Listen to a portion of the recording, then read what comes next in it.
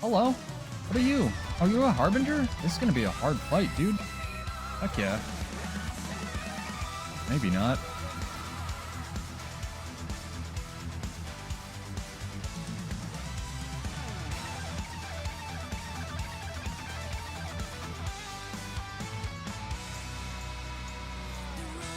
Hey there everybody, welcome back, this is Pseudo, and I am delighted to bring you a broken builds video on Berserker for once. Yes, Berserker, no, this is not a joke. This is a world versus world, although you can play this build in PvP. It's very strong in both places. It excels in world versus world a lot more, but let's go through it and we shall show you some of the footage as well as a montage of why it's strong, what it does, and maybe some of the things that it excels at that you can't normally get on a warrior. So this build runs sword, pistol, spear. It's pretty awesome. It's pretty versatile.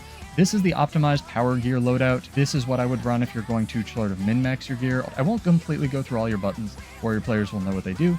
But essentially, what this build does and how it works revolves around the new Relic of Rivers. It gives you 2 seconds of alacrity and regen whenever you dodge in PvP and World vs. World. It's extremely strong. This is not an evade, it's an actual dodge button push.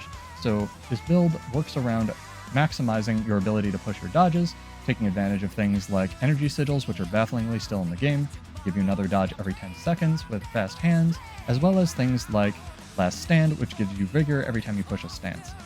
Warrior already had this kind of thing going where it had damage immunity based on how many stances it could chain together, which was sort of a limitation. In PvP, there's this trait called Defy Pain. It gives you 2 seconds of invulnerability to damage, not Condi damage in PvP whenever you use an elite skill, and 4 seconds in World vs. World, which is increased by 25%. So essentially what you're doing is you're rotating through a lot of your stance skills, the best of which is actually on Headbutt, which gets chunked down to 16 seconds cooldown in chain. So again, quick math with alacrity, you have roughly a third of the time you spend just from this one skill, damage invulnerable in World vs. World. It's a little bit weaker in PvP, being only 2 seconds up to 2.5, but it still works. Other interactions to note are obviously Shield Master will reflect projectiles whenever you give yourself Aegis. Sundering Leap gives you Aegis, roughly 1/3 uptime. So does Gunstinger. You don't have 100% projectile reflect on this, but with all the boon duration you're running, it's pretty close. You'll want to have something to give you a little bit more dodges as well, so that's your Bolivorian Truffle and Meat Stew. I find with the optimized gear, you don't need as many dodges, but if you want to maximize your dodge potential, I would definitely take the Meat Stew. This build, basically the boon duration, is min-maxed to maximize the potential of each of your dodge rolls. Again, this is 2 seconds up to around 3.5 or 5 seconds on a Gunstinger. But yeah, that's pretty much it. Spear offers a lot of versatility as far as damage goes. It's kind of Gunsaber without the actual dragon trigger on it. Your auto attack, be careful, you can throw this and cleave your entire Zerg if you're trying to run this in a Zerg, if you throw this into a projectile reflect, but your 3 is a, sorry, they moved these around, so maybe I can show them off in game. Your 3 is an immobilized that will also CC your target if they're using a skill. Your 4 is basically damage. It's a version of Dragon's Tooth on Elementalist where you put a mark on your target and then they have to evade or block it. There is counterplay to this, but it is a very strong button.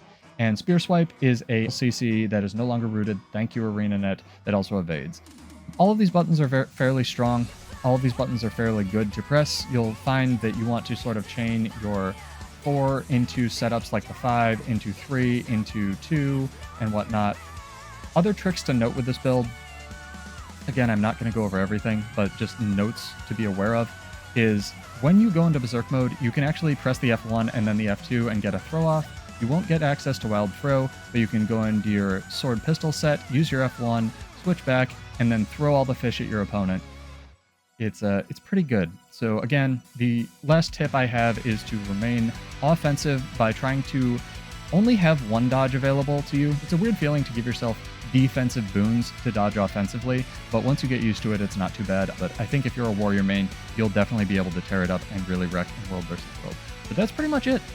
Enjoy the montage of me running through World vs. World with this, and if you have any questions, drop them in the comments.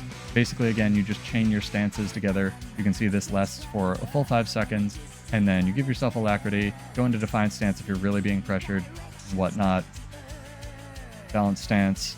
Berserk Mode gives you 2 seconds of damage and vulnerability entering it. Leaving Berserk Mode does the same, as well as some super speed. Enjoy! This build is super fun. For warrior players, we finally have a Berserker build that doesn't completely blow goats on power. I'm glad my fellow warriors finally have a roaming build. Subscribe if you like that. Cheers. I'll see you in Janthe. Peace out.